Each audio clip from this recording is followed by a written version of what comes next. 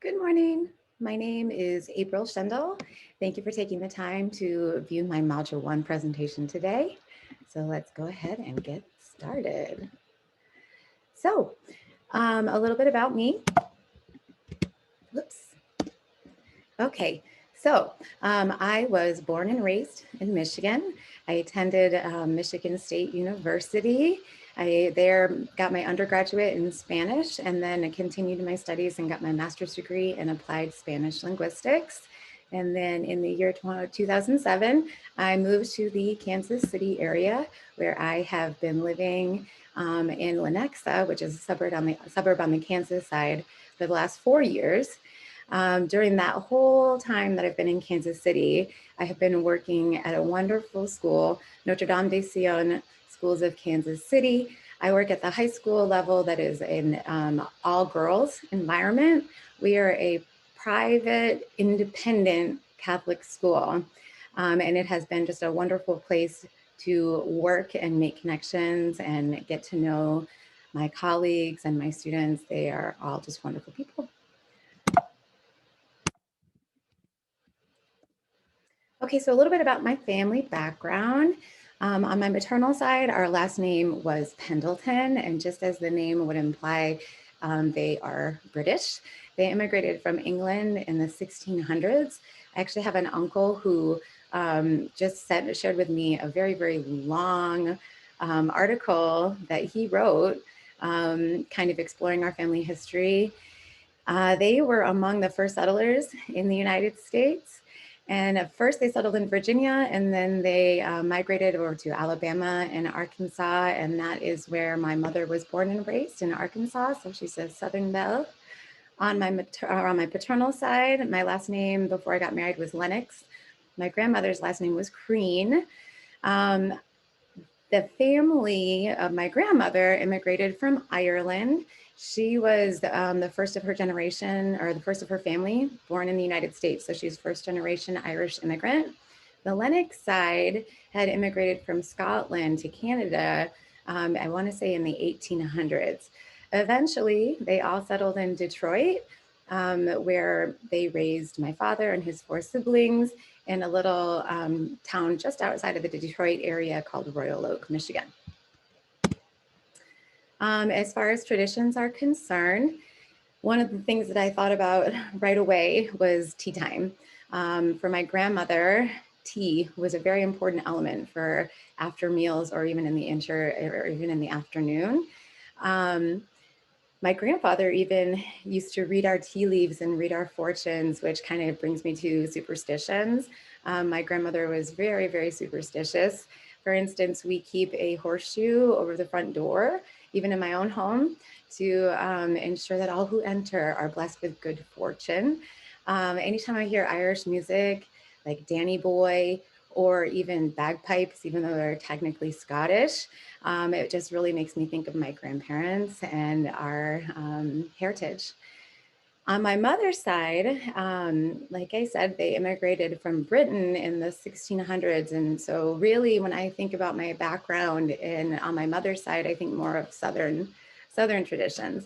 Cooking, for instance, my mom is very proud of her ability to fry a piece of chicken and okra, all of those delectable delights from Southern cooking.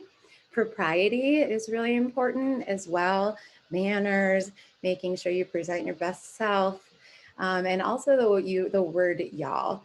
Even though I was born and raised in Michigan, which is a very northern state, I was referred to with my brother by my mom as y'all very often. And I find myself telling my children, y'all need to go upstairs and brush your teeth. It's time for bed now. All right, y'all need to calm down. Mom's getting upset.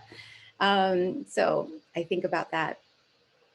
My paternal grandmother was very, very interested in her Irish background. She still had cousins that she was in touch with in Ireland. And like I said, she was a first generation immigrant. So I think that's why I identify the most with my Irish heritage. There was not a lot of emphasis placed on British heritage on my maternal side. Like I said, they settled in the South and remained there for a very long time. So I feel more Southern than British when I think about my heritage on that side of the family.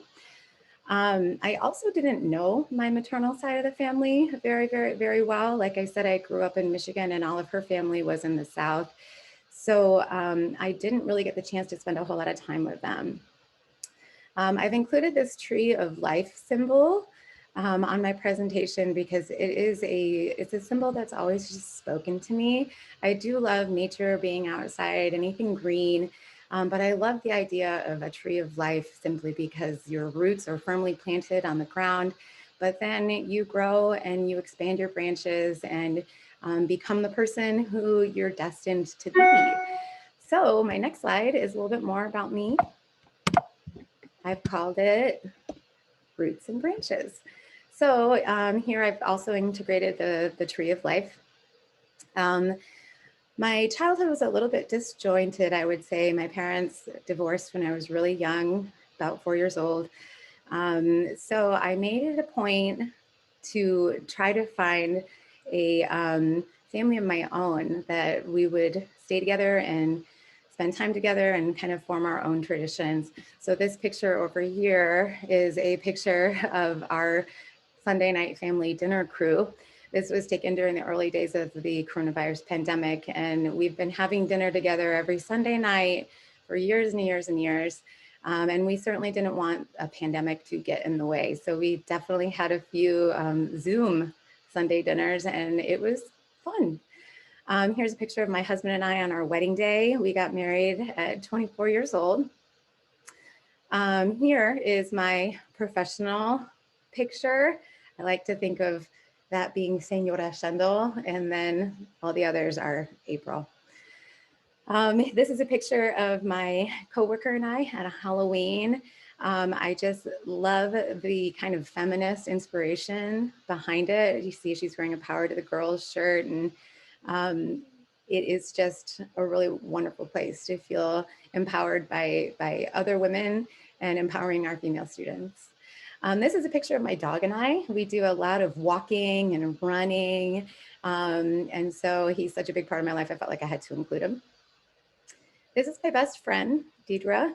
We are as close as we were when we met when we were 8 years old. She still lives in Michigan, but we see each other a couple of times a year. Down here in the bottom is a picture of my children in front of the Christmas tree, kind of a standard American tradition to keep your kids in front of the Christmas tree and take a picture. And then finally up in the corner, this is our family picture.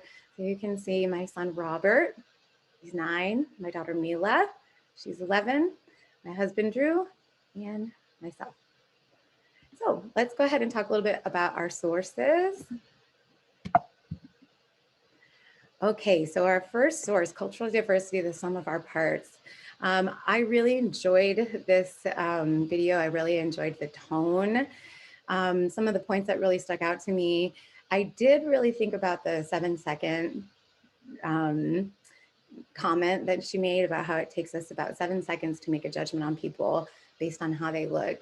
I had heard that fact before, but every time I hear it, I'm just like, wow, that's fast. So some of the things that I took away from her was like looking past obvious differences between people, basically, and not making assumptions, asking about experiences, perspective, and background. This idea of surrounding yourself with people who are different from you to kind of expand your cultural competency. And I enjoyed this part about focusing on the why. Learning similarities between cultures, regardless of your cultural background. In order to be heard, you must be willing to share and listen. Really loved that. And then that's the only true way education on cultural diversity can happen. Okay, our next source was called It's Past Time to Appreciate Culture, to Appreciate Diversity by Haley Yates. I included this little picture of a rainbow. I realize that that is frequently used as a pride symbol, which is of course a level of diversity that needs to be respected and recognized. But I was more thinking about it as just diversity in general. I did notice right off the bat a connection with our first source, which was of course making assumptions about people based on how they look. I was really kind of I think I was really affected by this idea that Haley brought up as far as feeling the need to conform to specific behaviors in order to avoid being associated with her South Korean appearance in spite of her Australian upbringing and a white family. I was really interested as well in this fact that she brought up from an Australian survey that 2/3 of people with Asian backgrounds who were surveyed felt they needed to conform to Anglicanized ideas of teamwork and leadership to be successful. And then I loved how she coupled that up with how incredibly incorrect that is, that in all actuality, diverse teams of people are shown to be more innovative, more able to focus on facts, remain objective, solve problems, and reflect the diversity of opinion in the business and clientele. And then, of course, I had to also take a moment to talk a little bit about this bamboo ceiling. As a woman, I'm very familiar with the term the glass ceiling, but I had never heard this term, the bamboo ceiling, talked about a study over a 9-year period in Silicon Valley, where even though Asians were the largest ethnic minority population, they were the least likely to be promoted into management positions. This was very shocking to me that race had over 3 times negative impact than gender. Wow, I had no idea. I liked her kind of optimism at the end about shifting to a more globalized mindset and expanding what our ideas of leadership look like, from who or what to the how or why, and that some things can't be measured, so we can't be making any assumptions. This article, or this was the third YouTube video. I found this little graphic of just talking about harmony. Again, I saw another connection with assumptions, and this time it was more tied to leading to implicit and explicit racism. I was kind of shocked by the statistic that 1 billion people in this world are migrants, which is as much as 1 in 8. Of course, that makes for a very, very diverse world. The implication of harmony, this was interesting, as a cause that needs to be fought for, as evidence that it's not something that everyone necessarily does naturally. That was some food for thought for me. Talking about how different practices and perspectives can lead to prejudice and discrimination, again, back to assumptions, how assumptions can lead to feelings, and then feelings can lead to behavior that are based on those assumptions. I did appreciate the factors that she mentioned that can lead, that they mentioned that can lead to prejudice and discrimination, like cultural insensitivity or lack of awareness, or just differences in verbal and nonverbal communication styles.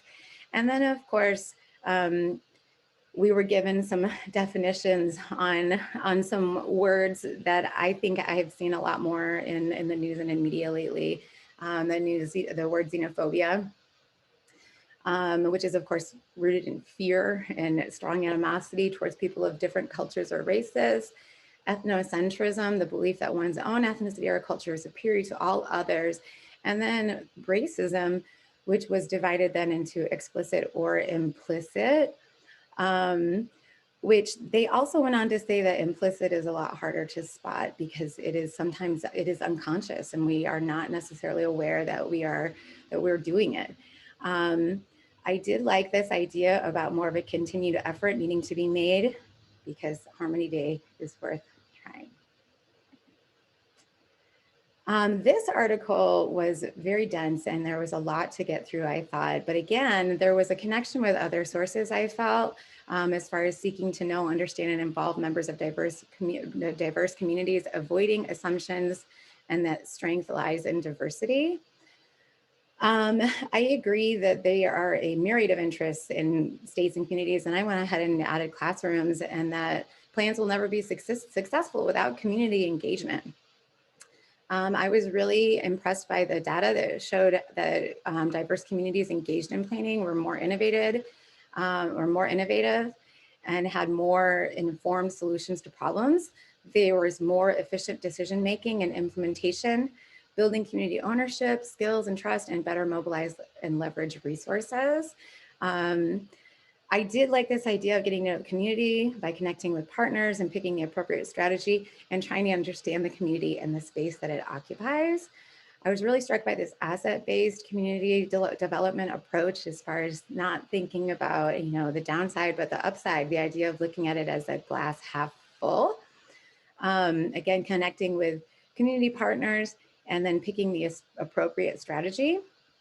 They did have a nice section on the barriers that can kind of stand in the way of engaging diverse communities, like lack of knowledge or trust, or the location of a meeting, lack of transportation cost, the meeting or the format or communication style, and of course, language barriers. And then I really liked the little checklist that they provided. In my community in school, so the lack of diversity in my childhood community, it was difficult to surround myself with a diverse group of people as far as ethnicity and religious background was concerned. There just wasn't a lot there. However, in my present community in the Kansas City area in Lenexa, there is more diversity, but I do think there needs to be more. And I do think that relocating to a more diverse area than where I grew up in has allowed me to expand my own worldview through conversations with members of my community who have a different background than I do. In my school, again, we are a private, independent Catholic school, but I do believe that they have made a continued effort to give power to student voices that may have otherwise gone unheard. Even though we are a majority Catholic school, it's deep in our mission to embrace other faiths. We have a very special relationship. Our founders had a very special relationship with the Jewish people. And so embracing diversity is something that we really do strive to do. Recently, our mission professional development has been a series of conversations with students who can feel like the other. So far, we've heard from first generation college students. We even heard from introverts, even though it's not ethnic diversity, it's a form of diversity in a way. And then I am the sponsor of the Allied Club. And so I know there was some effort to get some of those conversations had with our LGBTQ community. It didn't happen this year, but I'm looking forward to it next year. And even though there's been an effort in engaging minority students and sharing their experiences with faculty, staff, we do need a more diverse student body. And we are also lacking in minority representation in faculty and staff. So how would I use knowledge to improve and advocate for a more inclusive college at my school? I would like to think about keeping that asset-based community development approach and not forget to keep focus on the ways we're already working together to advocate for a more inclusive culture and then just seek to improve it. I would want to encourage student involvement. Again, like I said, I'm the sponsor of the Allied Club, so I definitely want to go back and circle back to the conversations that we had this year.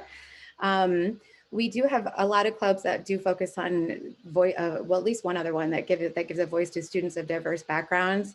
But I do think they need to be a little bit more of a presence in our school community. And then work to overcome barriers of cultural diversity, like partnering with community organizations to decrease diversity in enrollment, faculty, and staff, or work to better provide outreach to diverse communities and overcoming language barriers, which I would love to help with. So here's our learning outcome, that students will understand and demonstrate the capacity to use data to evaluate, design, cultivate, and advocate for a supportive and inclusive school culture. I said here that data can highlight the importance of, we have to highlight the importance of what data can reflect and what it cannot. And emphasizing that data obtained through different means and more complex methods can avoid highlighting deficits. Embracing differences. It's clear that cultural diversity is a strength that leads to more successful outcomes on multiple platforms. So I think that's something that we really need to push for. And then involvement of diverse communities. I want to encourage students to be a part of identifying challenges in our community and also be as far as being a part of the minority community, and as well as engaging on how to overcome these challenges. Here's my relevancy statement. Being aware of the inner working factors of what it means to be part of a minority has never been more relevant than now. The world we live in today, in addition to experiencing heightened immigration, is even more interconnected due to advances in technology and modern transportation. In order to build a better future for everyone, it's necessary to attempt to understand and relate to people who are different from ourselves. Building relationships for success in both personal and professional settings relies on not making assumptions, but rather making a continued effort to know about a community to which one does not belong. The data, shared experiences, and real-world examples of benefits of diverse populations working together contained within this assignment have made me more able to understand what it might be like to be a person belonging to a minority group. Going beyond the who and the what to the how and the why through meaningful conversations and collaboration is the teamwork and leadership style of the 21st century. In my opinion, empathy and education are intrinsically entwined, and this assignment reminded me that you can relate to a community that is not your own through continued efforts. This is how we keep working toward a world that doesn't have to promote Harmony Day, but achieves it through a genuine interest in our fellow human beings. And then here's my personal reflection. This assignment impacted me on a personal level in many ways. The progression of slides had me thinking about who I am, where I come from, and how that has affected the person I have become today. The sources were very thought-provoking and inspired me to think about cultural diversity from many perspectives. Touches of humor, empowerment, and at times discomfort left me thinking about what I had read and listened to long after I finished. The part of this assignment that will stay with me the most is the lesson in not making assumptions. This is something we're told from early on in life, but we rarely stop to think about how our own assumptions can impact someone else. And I think we think mostly about how assumptions make us look. The reminder to think harder about how to best serve a community that you are not a part of by asking questions and attempting to understand is of paramount importance. I believe that the challenges and barriers that were outlined within the sources were tied up with little bows of optimism that will lead us to have an even more appreciation for the beauty that a diverse society has to offer. This assignment has encouraged me to keep thinking, to never assume, and to always remember involving the people who will be affected by a plan will make for the best outcome. And then here are my references.